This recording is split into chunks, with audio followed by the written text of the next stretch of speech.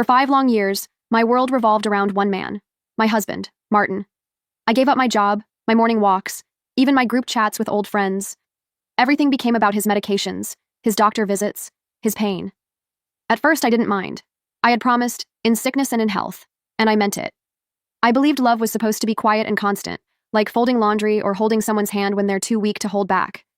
There were days I barely recognized myself. I used to be someone with plans, a voice, a sense of style. Somewhere along the way, I traded all of that for sweatpants and silence. Martin stopped saying thank you, but I told myself it wasn't his fault. Illness makes people retreat, right? I assumed the coldness in his eyes was exhaustion, not choice. I thought I understood what sacrifice meant. I didn't realize I was the only one making one. Looking back, there were signs I chose not to see. Phone calls he took behind closed doors. The way he flinched when I touched his shoulder. His birthday passed 1 year, and he barely looked up when I brought him cake. But I told myself, again, that this was pain, not distance. That if I just held on, he'd come back to me. I mistook his silence for suffering. I had no idea. It was guilt. People used to ask me how I did it. "You're so strong," they'd say. But strength wasn't a choice. It was the only option left.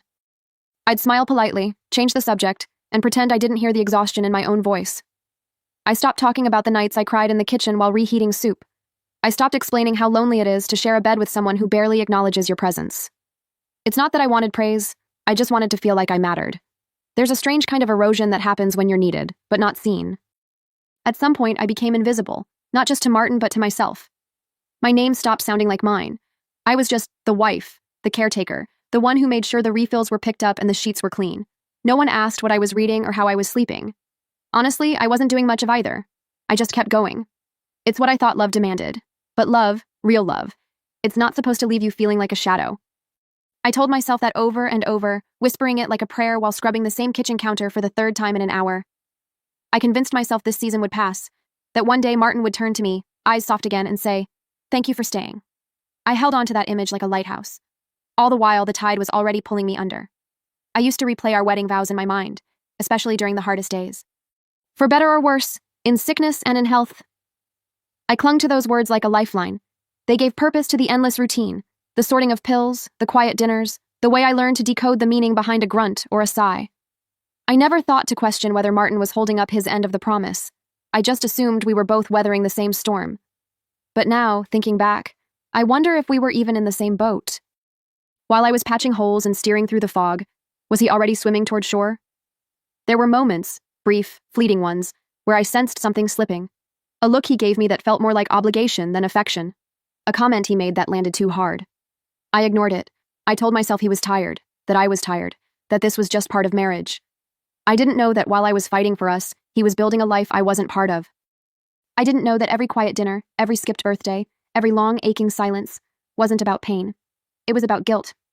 A guilt so heavy he chose to bury it, and me, in silence. The day of Martin's funeral was overcast, like the sky couldn't decide if it wanted to cry or not. I stood by the casket, numb, surrounded by faces I barely registered. People said all the usual things. "He's in a better place. He was lucky to have you. You were so strong." I nodded, smiled, thanked them like I was supposed to. Inside, I felt nothing. Not grief, not peace. Just the strange, hollow ache of a chapter ending, and the quiet dread that maybe the next one would be worse. The will reading came sooner than I expected. I went alone, out of habit more than courage. I still thought of myself as his wife, his person, the one who would carry his wishes forward. I imagined maybe a note, something he left just for me. A thank you maybe, a goodbye. Instead, the lawyer spoke her name like it was nothing. Claudia, the house, the money, the investment accounts, all of it. To her. No hesitation, no explanation, just her. I didn't understand at first. I blinked, waiting for someone to correct the mistake. But then the lawyer said the words I'll never forget. She was very close to him in the final years. That's when it clicked. The nights he told me to go ahead to bed. The trips he said were for treatment follow-ups. The sudden, inexplicable changes in his mood. Claudia wasn't a nurse or a friend. She was his mistress. And I was the afterthought. It's hard to describe the feeling of being erased while you're still standing in the room.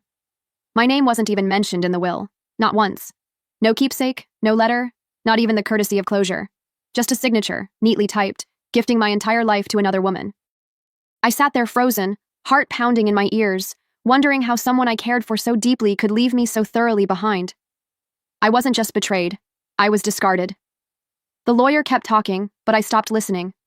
My mind spiraled through 5 years of sacrifice, of brushing his hair back from his forehead, of holding his hand through test results, of sleepless nights beside machines that beeped and whirred. And the whole time, he was dreaming of a future with her. A future that didn't include me. The woman who watched him fade away piece by piece was not the woman he chose to remember. I didn't cry in that office. I didn't scream or collapse like in the movies. I just sat there blinking, clutching my coat like it was the only thing tethering me to the ground. I walked out with shaking legs, the lawyer's polite condolences trailing behind me like smoke. I wanted to feel angry, but all I felt was humiliated. Like I'd been the only one who didn't know I'd already been replaced. I went home that evening to a house that suddenly didn't feel like mine. Every room looked different. Every framed photo, every blanket I had folded 1,000 times. It all felt like evidence in a life I didn't recognize anymore. I stood in the kitchen, the one I used to clean obsessively for him, and wondered how many lies had been whispered in its silence. Was she here? Had her voice echoed off these same walls while I was out picking up his prescriptions? I didn't sleep that night. I sat in the living room with a cup of tea that went cold in my hands, trying to remember when exactly I stopped being his wife. Was it gradual, like sand slipping through fingers? Or was it sudden, a sharp turning point I missed while I was too busy holding everything together? I had poured years into a man who, in the end, left me nothing, not even the truth. And the part that cut the deepest? I still missed him. You can spend years keeping someone alive, believing you're fighting for something real. And then, in a single moment, you realize they were planning a future without you all along. That's what stunned me. Not just the betrayal, but the clarity of it. Like the world had been blurry for years, and suddenly, I could see every cruel detail in perfect focus. A few days later, I found myself digging through boxes of old documents, not because I had a plan, but because I needed something to anchor me. The house felt like a stranger's home, and I needed proof that I had lived here, that I mattered here. I opened the filing cabinet in the office, the one Martin always kept locked but never changed the key for. Bank statements, old insurance forms, folders yellowed at the edges. Then, buried beneath the weight of years, I found it, a trust agreement with my name on it. I remembered that document, vaguely. We had set it up before Martin got sick, back when we still talked about retirement and what we'd do with the spare bedroom. I never paid much attention to the details. I trusted him. But this time, something told me to read every word. And there it was, in tidy legal language. A clause naming me, Helena Collins, as the trustee, with the authority to veto any change in distribution, unless amended and notarized. My hands began to shake. He never filed the amendment. He never changed the clause. He'd rewritten his will to cut me out, yes. But he had forgotten about this. The woman he betrayed, the wife he discarded, still held the pen he thought he'd taken away. For the first time in weeks, I felt something other than grief or humiliation. I felt power, quiet, unexpected, like a switch had finally been flipped. I read that clause over and over again, almost afraid it would vanish if I blinked too long. The language was airtight, his signature, my name, the date. No loopholes, no backdoors. I couldn't believe it. After everything, after the betrayal, the funeral, the will, this single oversight had cracked the whole thing open. Martin had tried to cut me out with a stroke of a pen, but he forgot I was the one who signed it first. It was like breathing for the first time in weeks. My heart pounded not from grief, but from clarity. I wasn't powerless, I wasn't invisible. I still had a say, and not just in theory, legally, factually, undeniably. That trust agreement gave me control over every asset he tried to hand to someone else. I could feel the weight of the humiliation begin to shift, replaced by something steadier. Resolve. I sat there in the office, papers spread around me like puzzle pieces, and felt a strange sense of poetic justice settle in. All those years I spent making his life easier, and now, without knowing it, he had given me the means to make mine whole again. He had erased me from the will, but he forgot to erase me from the foundation. I didn't rush to act. I let the knowledge settle in me like warm tea on a cold day. For the first time since the funeral, I slept through the night. No tossing, no tears, just rest. I was no longer clinging to broken promises. I had something solid now, a document, a signature. Proof that I was never as powerless as they wanted me to feel. And the best part? Claudia didn't know, not yet. I imagined her somewhere, already celebrating, maybe flipping through real estate listings or sipping wine she didn't pay for, thinking she had won. Let her think it a little longer. Let her revel in her illusion of victory. Because soon enough she'd learn the truth, that the woman she thought was weak, the one she dismissed as a footnote, was still the gatekeeper. Still holding the keys. He thought he could write me out of his story, but he forgot one critical detail. I still had the ink, I still had the power to decide how this story ends, and I wasn't going to waste a single word. The next morning, I walked into the estate attorney's office with the trust agreement folded neatly in my bag, not as a widow clinging to scraps, but as a woman reclaiming what was hers. The receptionist greeted me with a kind smile, unaware that I was about to change everything. I handed over the document and waited as the attorney read it, her eyes scanning the page with growing interest. When she looked up, she didn't say maybe or let's check. She said, "You have every legal right to override the will." I didn't flinch. I didn't cry. I just nodded and said, "Then let's do it." A few signatures later, the transfer of assets was frozen. Claudia's name, so smugly typed into the will, now meant nothing without my consent.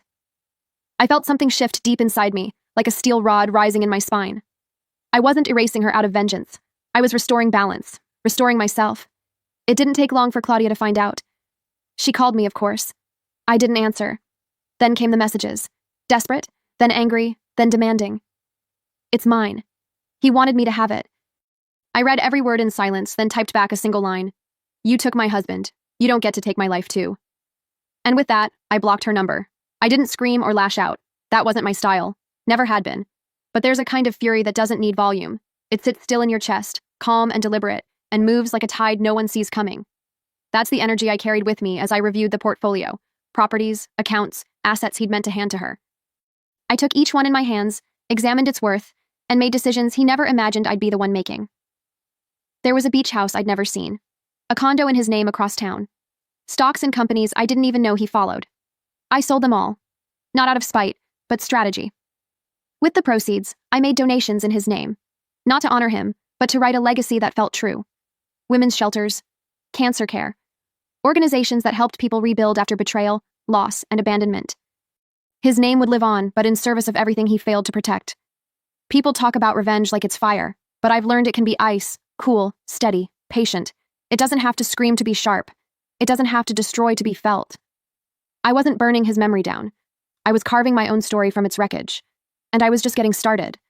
There was something deeply satisfying about doing everything on my terms. No more waiting, no more asking. I canceled the magazine subscriptions that still came in his name. I cleaned out his closet and donated every last tailored shirt he never wore for me. I redecorated the house, not with rage, but with intention. I hung paintings I loved.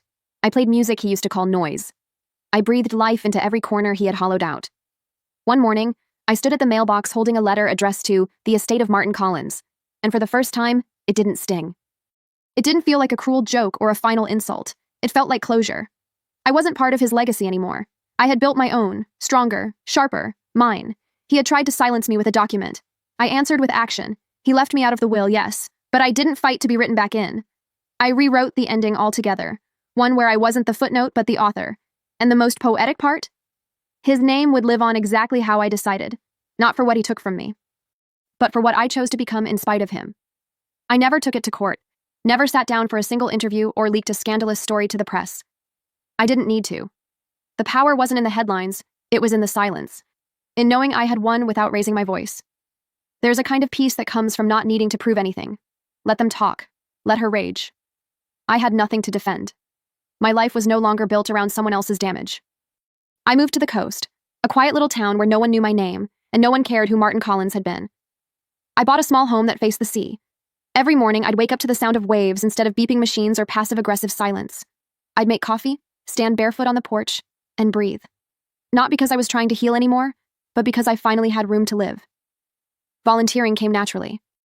I found a women's center nearby, started helping with grant writing and mentoring. I didn't share my story, not at first. I didn't need to. The women who came through the door knew.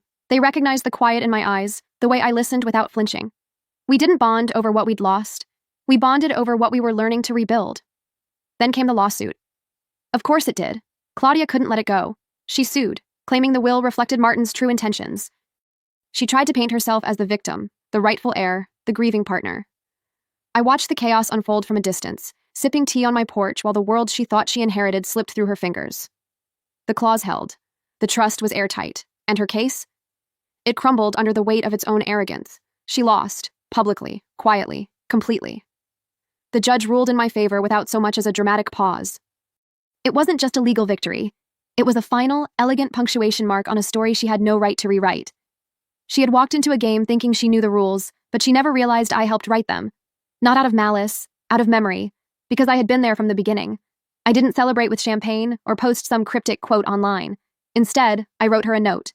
No threats, no bitterness, just one line, handwritten in my calmest script. You were his choice. I was his consequence. I mailed it without a return address, and for the first time in a long while, I felt light, like I'd exhaled the last breath I'd been holding. I don't think about Martin much anymore. Not with anger, not even with sadness. He became a chapter, not the whole book. Sometimes, when I walk along the shore and the breeze catches my hair just right, I remember the girl I used to be. The one who loved too quietly, who waited too long, who gave everything without asking for much in return. I smile at her now, not with pity, but with pride. She survived, and then she rose. People ask if I ever loved again. I always answer the same way. I fell back in love with myself, with my space, my time, my voice. I discovered that peace isn't the absence of pain, it's the presence of purpose. And mine? It was never tied to a man, a marriage, or a legacy someone tried to steal. It was always mine, waiting for me to come home to it. Martin gave his heart to another woman, but without realizing it, he handed his power to the one he underestimated most. Me. The woman who stayed, who sacrificed, who loved, and who, in the end, rewrote the story not for revenge, but for freedom.